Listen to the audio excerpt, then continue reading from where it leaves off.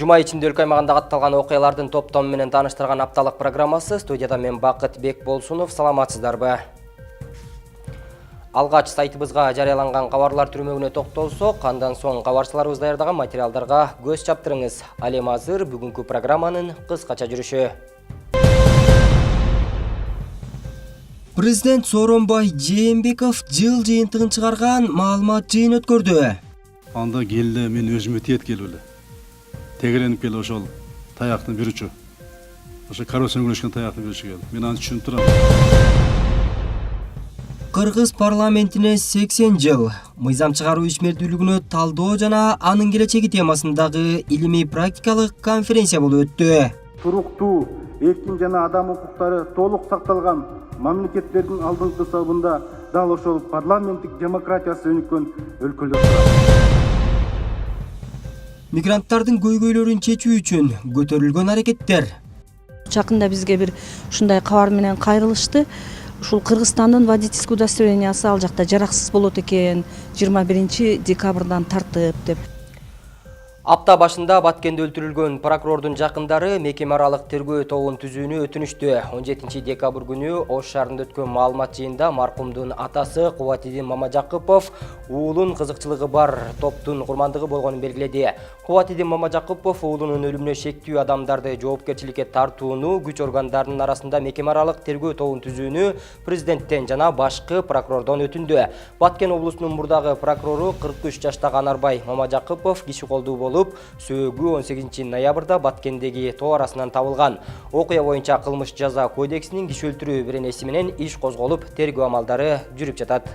Урматтуу Сооронбай Шарипович, мынакей сиз президенттик кызматка келгенден бери коррупцияны ушундай ооздуктаймын, пара алган, ушул чиновниктерди белчесине пара алган, бакка кабаткан чиновниктердин бардыгын ушул бетин ачабыз деген ушул элдин баягы үмүтүн ишке ашыруу менен жакшы сөздөрүн айтып келди эле. Ошол сөздөрдүн аркасында ушу коррупцияны жоёбуз деп, ушу биздин инибиз дагы ушу так менен кийин дагы айтар, ушундай ак иштеген жигит ошол жерге барып коррупциянын бетин ачам деп, бир топ иштерди жандандырам деген мезгилде ушундай бир акыбал болуп атат. 18 декабрда Өзбекстандын премьер-министри Абдулла Арипов Кыргызстан менен Өзбекстандын чектеш облус жетекчилеринин кеңешинин экинчи жыйынына катышуу үчүн Ош шаарына келген. Кыргызстан менен Өзбекстандын чектеш облус жетекчилеринин кеңешинин экинчи жыйынынын алкагында Ош шаарында премьер-министр Мухаммедкалый Абылгазиев Өзбекстан өкмөт башчысы Абдулла Арипов менен жолугушту. Кеңештин экинчи жыйынында эки өлкөнүн аймактарынын ортосундагы соода, экономикалык жана маданий гуманитардык кызматташууну өнүктүрүү маселелери талкууланды. Делегациянын курамына министрликтердин жана мекемелердин жетекчилери, Баткен, Жалал Абад жана Ош облустарындагы өкмөттүн ыйгарым укуктуу өкүлдөрү кирди. Ага чек арадагы аймактык башкаруу органдарынын жетекчилери да кошулду. Жолугушуунун жүрүшүндө эки жактуу кызматташуулардын учурдагы абалы жана актуалдуу темалар, ошондой эле чек аралык кызматташтыкты мындан ары өнүктүрүү келечектери талкууланды. Результатом данных переговоров будет подписание сегодня дорожной карты. Кыргызстан тарап өз кезегинде Өзбекстанга оор жүктөрдү ташуу үчүн акы төлөөнү жок кылууну сунуш кылабыз. Бул өз ара жүктөрдү ташуунун саны өсүүсү менен эки өлкө арасында соода саттыкты көбөйтүүгө шарт түзөт. Ошондой эле маданий аралык катнаш эки элдин ортосундагы кызматташууну күчөтөт. Эки өлкөнүн ортосундагы маданий кызматташуу чектеш жайгашкан облустарда жандангандыгын жакшы саамалык катары айтууга болот. Межбанковского сотрудничества. Мы подтверждаем свой твердый настрой на всемирное развитие. Буга чейинки бир катар өткөн маданий иш-чаралар эки өлкөнүн ортосундагы мамилелерди жогорку деңгээлге чыгарып, кызматташтыкты күчөтүүгө шарт түздү. Биз өз кезегинде кызматташууну уланта беребиз. Бүгүнкү тар жүйрөдө өткөн жолугушуунун жыйынтыгын көрсөтүү. Биз эки өлкөнүн ар тараптан кызматташуусу үчүн керектүү болгон чечимдерди кабыл алып, бул жааттагы ишибизди улантабыз. Не может быть вопросов. Ал эми өткөн сутка ичинде республиканын аймагында 8 өрт кырсыгы катталып, өрттөрдү өчүрүүгө 10 бөлүм тартылган. Өзгөчө кырдаалдар министринен кабарлашкандай, калаадагы Арча Бешик конушундагы Каракол көчөсү номер 80 дарегинде жайгашкан үйдөн өрт чыккан. Натыйжада турак үйдүн жыгач устуну, темир жабылган 170 чарчы метр чатыры күйгөн. Өрттүн себеби азыркы учурда такталууда. Андан тышкары Бишкектеги Фрунзе көчөсү менен Гоголь көчөлөрүнүн кесилишинде Fiat Tipo үлгүсүндөгү унаадан өрт чыккан. Өрттүн себеби автотранспорттук техникаларды пайдаланууда өрт коопсуздук эрежелеринин бузулушу каралган. Буга катар эле Нарын шаарындагы Жаңы жол аймагынын Жаңы жол көчөсүнүн 20 чарчы метр мончо күйгөн. Өрттүн себеби отко этиятсыз мамиле кылуу болуп каралган. Америка президенти Сириядан өз аскерлерин чыгаруу буйругунан бир күн өткөн соң Оганстандагы аскерлерин да чыгарарын билдирди. Бул тууралуу Pars Today агенттиги CNN-ге шилтеме берип маалымдады. Дональд Трамп өлкөнүн армиясына Оганстандагы 7000 америкалык аскерди чыгаруусун баштоого буйрук берди. Берилген маалыматтарга караштуу, Трамптын кечээ күнкү Сириядан өз аскерлерин чыгаруу буйругунан соң Оганстандан аскерлерин чыгаруу боюнча берилген бүгүнкү буйруктарын жүзөгө ашыруу бир канча айга созулмакчы. Белгилей кетсек, Wall Street журналы Америка президенти Оганстандан 14 000 аскерин чыгарууну пландаштырып жатканын жазган болчу. Президент Сооронбай Жээнбеков жыл жыйынтыгын чыгарган маалымат жыйын өткөрдү.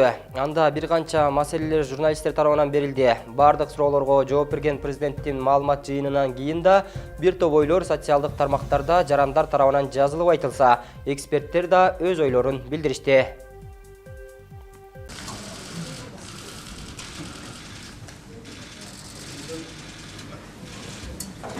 Мындан 2 күн мурун тагыраагы 19 декабрь күнү Кыргыз Республикасынын президенти Сооронбай Жээнбеков бир жылдык ишинин жыйынтыгын чыгарган маалымат жыйын өткөрдү.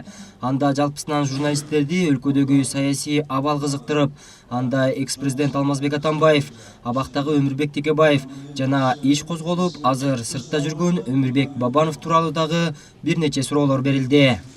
Өмүрбек Токтогулович боюнча, Бабанов боюнча эч кандай үч тараптуу дагы, эки тараптуу дагы сүйлөшүү болгон эмес. Мен Бабановду, Өмүрбек Бабановду билесиздер, КТРКда дебаттар болгон. Ошондо көргөнмүн, ошондо жолукканбыз, ошодон кийин мен көрө элекмин. Анан экс менен экөө эмнедеп сүйлөштү, кандай сүйлөштү, эмне макулдаштар болду? Анда менде маалымат жок. Аны билбейм дагы. Бирок мен азыр ушул учурдан пайдаланып айтып коеюн.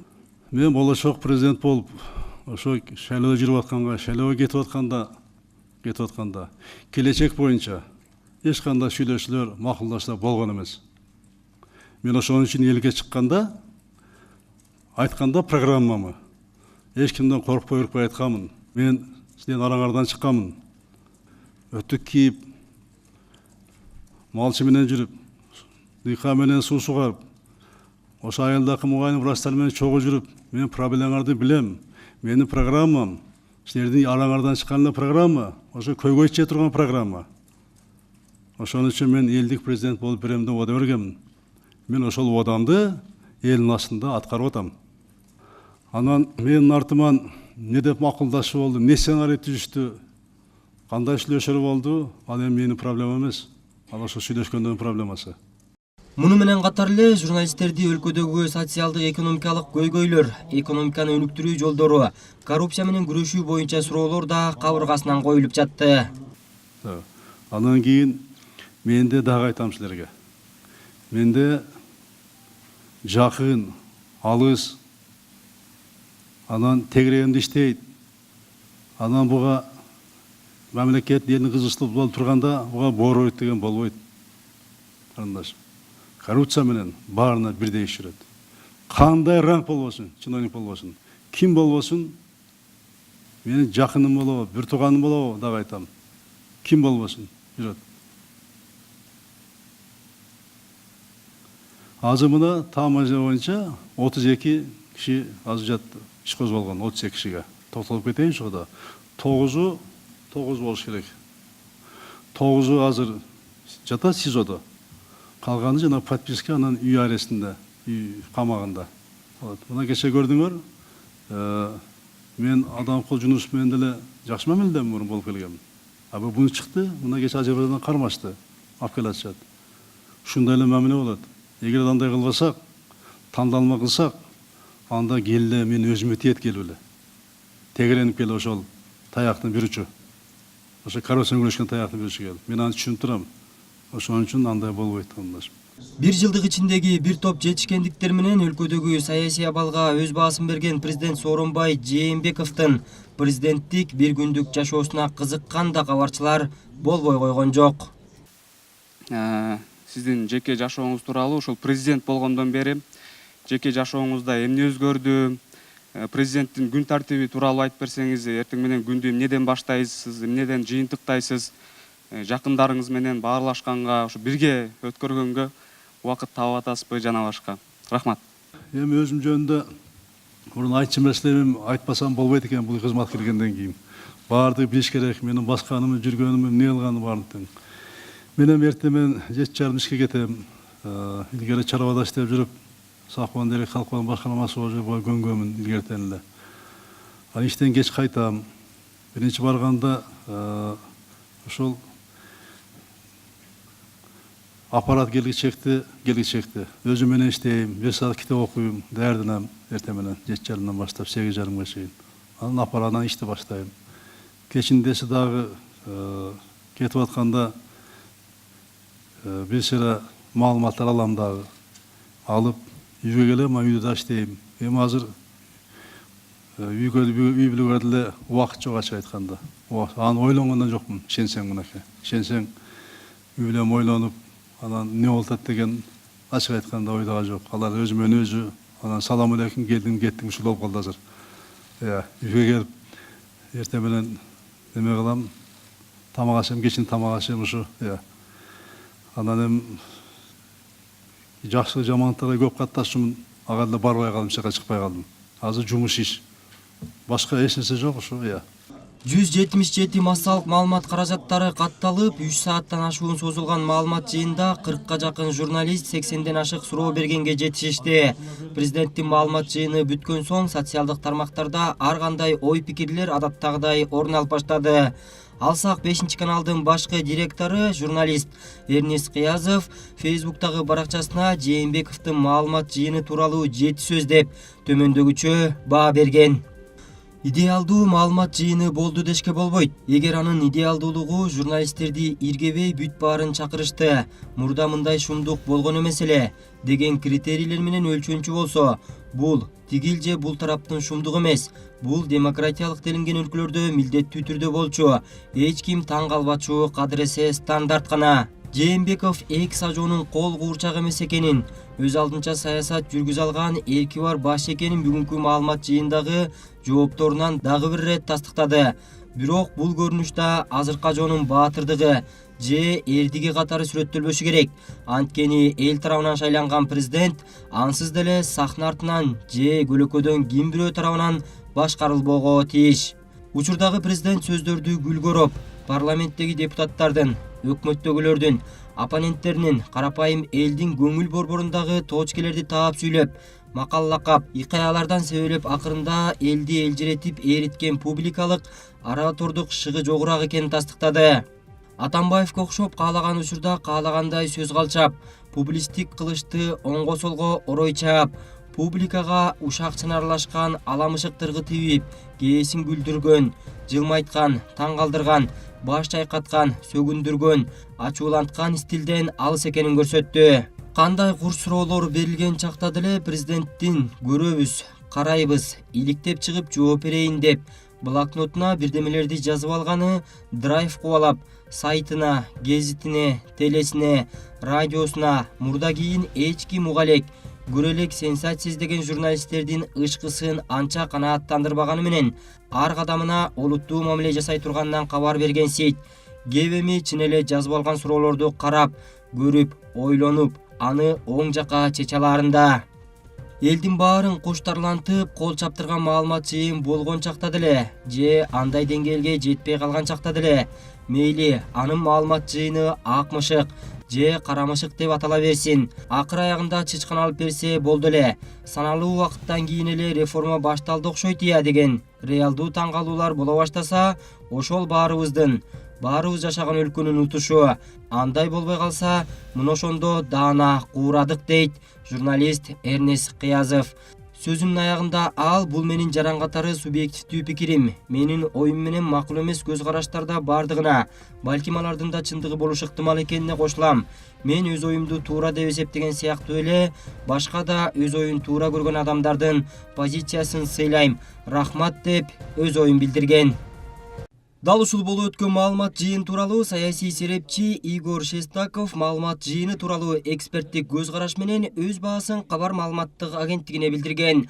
Анда ал журналисттер менен президенттин жолугушуусун уюштурууда бөлүп жаруу болбой, бардык медиа өкүлдөрү тең бирдей катыша алды деген оюн айткан.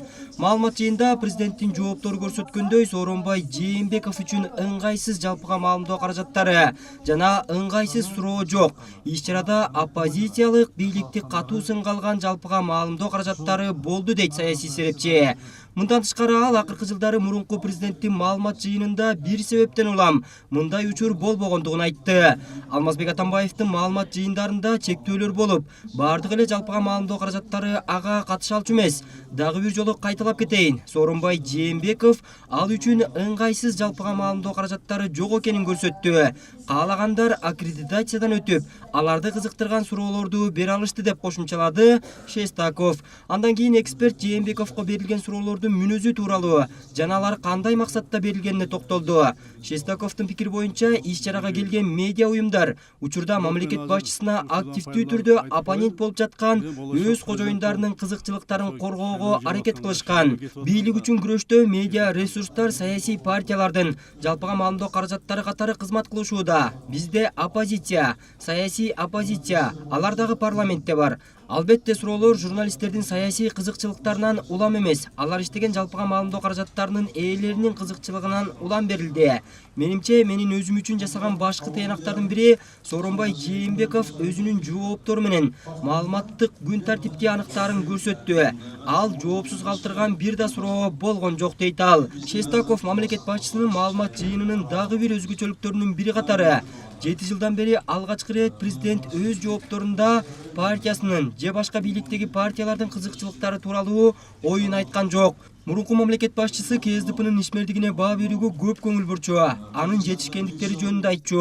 Бул жолу мамлекет башчысы 7 жыл ичинде алгачкы рет парламенттик мамлекетте саясий арбитр партиядан четте экенин, өз ишинде Кыргызстандын коомчулугуна таянаарын көрсөттү деп белгиледи ал. Шестаков сөздөрүнө далил катары президенттин коомчулуктун кызыкчылыктарына багыт алганын бул брифинг эле эмес, жарандык коом, бизнес өкүлдөрү, мурунку өкмөт башчылары жана төрагалар менен жолугушканын айтып өттү. Бул жолугушуулар мамлекет башчы кимге таянып, ким үчүн иштеп жатканын көрсөттү. Бул калктын калың катмары. Менимче бул азыркыга чейин талкууланып жаткан тренд деди ал. Бакытбек Болсунов, Талант Жапаров, Азия ТВ, Бишкек.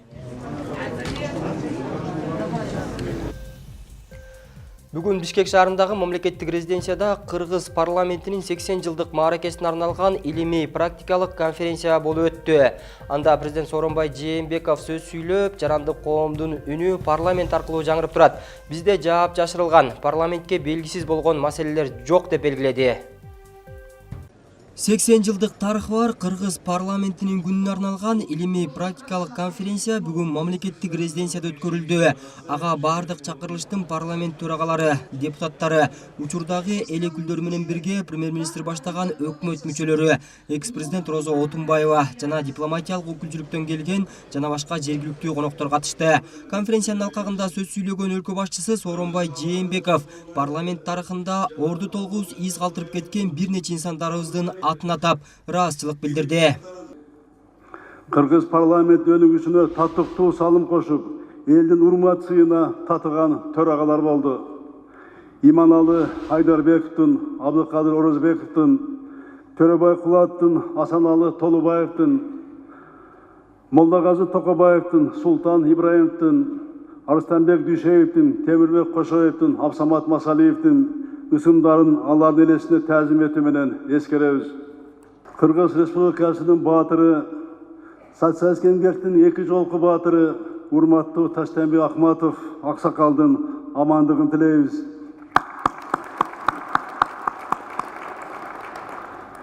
Мамлекеттик көз кырансыздык декларациясын кабыл алган, мамлекеттин символдорун бекиткен, эркин мамлекетибиздин биринчи конституциясын кабыл алган легендарлуу парламенттин депутаттарына жана анын төрагасы Медеткан Шеримкуловго терең ыраазычылык билдиребиз.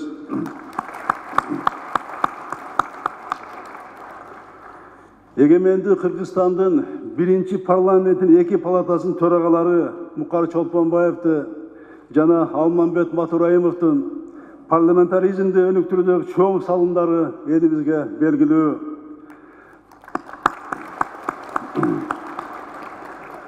Кыргызстандыктарды, жалпы кыргызстандыктарды Жогорку Кеңештин барлык чакырылыштагы депутаттарын жана төрагаларын Кыргыз парламентинин 80 жылдык бүгүнкү майракеси менен чын жүрөктөн куттуктайм.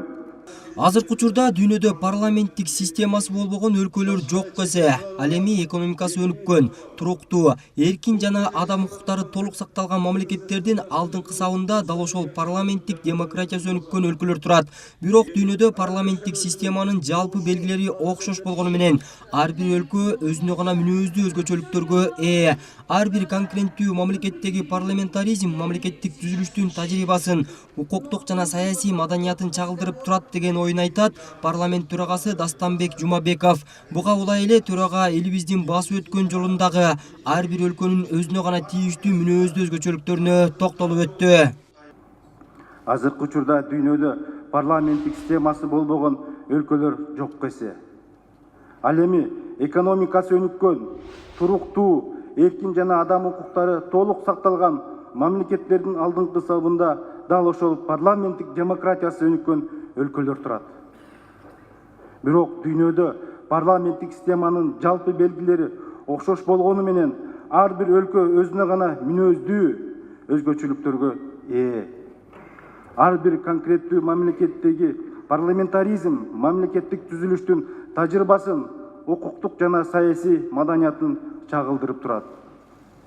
Ошондуктан элибиздин байыртадан келаткан аксакалдар кеңеши, курултай, элдик жыйындар сыяктуу формаларында парламентаризм элементтери, демократия принциптери камтылып, Манас эпосу баштаган дастандарында, каада салттарында, турмуш тирчилигинде атүгүл кулк мүнөзүндө сакталып келет.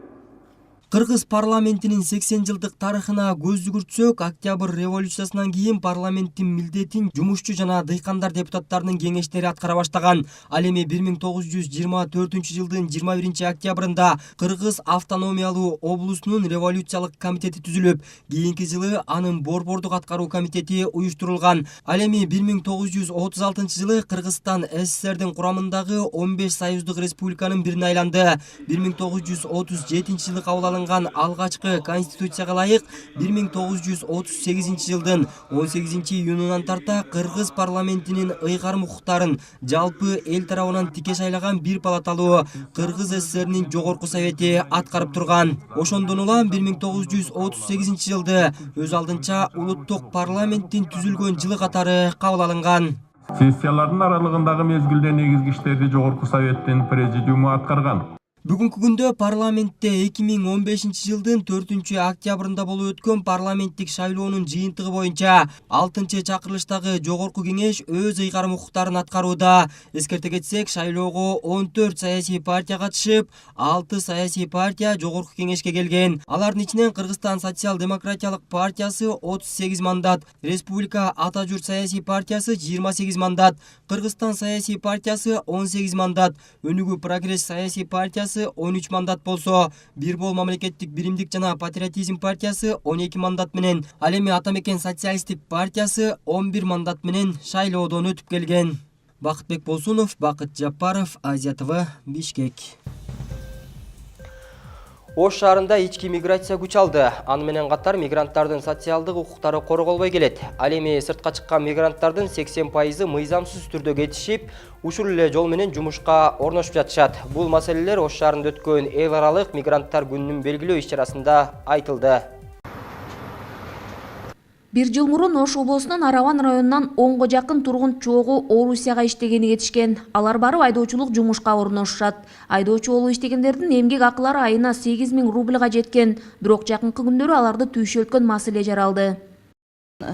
Биз аркылуу ошол жака Россияга миграция болуп кетишкен, контракттары бар колдорунда. Ошол жака айдоочу болуп чоң КАМАЗдарды айдаганга кетишкен эле. Буга чейин жакшы ошол договор боюнча акчаларын алып, ошо айлык маяналары 1 айга 80 000 рубльга жакын айлык менен иштеп атышкан. Бирок жакында бизге бир ушундай кабар менен кайрылышты. Ушул Кыргызстандын водительский удостоверениясы ал жакта жараксыз болот экен, 21 декабрдан тартып деп. Эми ушундай боло турган болсо, биздин контракттарыбыз бузулабы, кандай болот биле албай атабыз. Бирок жакында бизге дагы бир эме кылышты дейт. Ошондой неме силердин водительский удостоверенияңар жарабаганга байланыштуу, эгер ушул жакта калып иштейм десеңер, айлык маянаңарды азыраак аласыңар, ошого ыраазы болсоңор иштей бересиңер деген сунушту да киргизди дейт. 50 000 рубльга түштү азыр айлыктарыбыз. Айдоочу болуп иштеген орусиялык мигранттардын суроосу бүгүнкү талкууда ортого салынды. Тиешелүү кызматтар менен биргеликте айдоочулардын маселелери карала турган болду. Чогулгандар жалпы жонунан мигранттардын укуктарынын бузулушу, ошол эле убакта ички миграциянын өзү дагы көйгөй жаратып жаткандыгын айтышты. Бул маселеге көңүл буруу керектигин адистер белгилешүүдө. Эми түштүк региондо азыр ички миграция аябай курч болуп атат. Түштүк региондо айыл жерлерде адам калбай атат, жаштар кетип калып атат. Жаштар үчүн ал айылдарда шарт түзүлбөй атат. Ал жакта калып калыш үчүн. Союз мезгилинде жаштар шаарларга көчүп кетпесин деп ошол айылдарда шарт түзүп берчү. Азыр тилекке каршы ал шарт түзүлбөй атат. Ал эми сыртка чыккан мигранттардын 80% мыйзамсыз жумушка орношушат. Натыйжада көптөгөн көйгөйлөр келип чыгат. Мигранттардын өздөрүнүн көйгөйлөрү менен алек болуп калышат. Өкүнүчтүүсү алардын көпчүлүгү маселе ошол жакта чечилет деп ойлошот. Мигрант, выезжая за пределы республики, Өлкөдөн сыртка чыккан мигранттар өздөрүнүн көйгөйлөрү менен өздөрү алек болуп калышат. Мигранттардын көпчүлүгү эч кандай даярдыксыз эле сыртка чыгышат, өз өмүрлөрүн тобокелге салышат. Сыртка чыгып кетсек эле болду деп ойлошот. Алар көйгөйдүн баары ошол жакка барсак эле чечилет деп калышат. Көпчүлүк мигранттар өздөрүнүн туугандарына, досторуна, жакындарына ишенип кетишет. Сыртта жакшы жашоону эңсешет. Белгилеп кетсек, көпчүлүгү мыйзамсыз ишке орношушат. Нелегально. Мигранттардын маселелерин талкууга алган тараптар буга чейин көрсөтүлүп келген укуктук жардамдар тууралуу сөз козгошуп, алдыда аларга мындан кийин көрсөтүлүүчү мамлекеттик деңгээлдеги атайын кабыл алуучу программалар тууралуу өздөрүнүн сунуштарын беришти. Гүлжан Ажиматова, Бектур Калыбек уулу, Ош шаары. Бул аптага алынган жаңылыктар мына ушулар болду. Ушул жана башка кабарлардын топтому менен 3W Чекит, Азия ТВ Чекит KG сайтынан жана Facebook, Instagram баракчабыз аркылуу дагы таанышсаңыздар болот. Эмки аптанын жагымдуу жаңылыктарынан көрүшкөнчө аман болуңуздар. Кечиңиздер көңүлдүү улансын.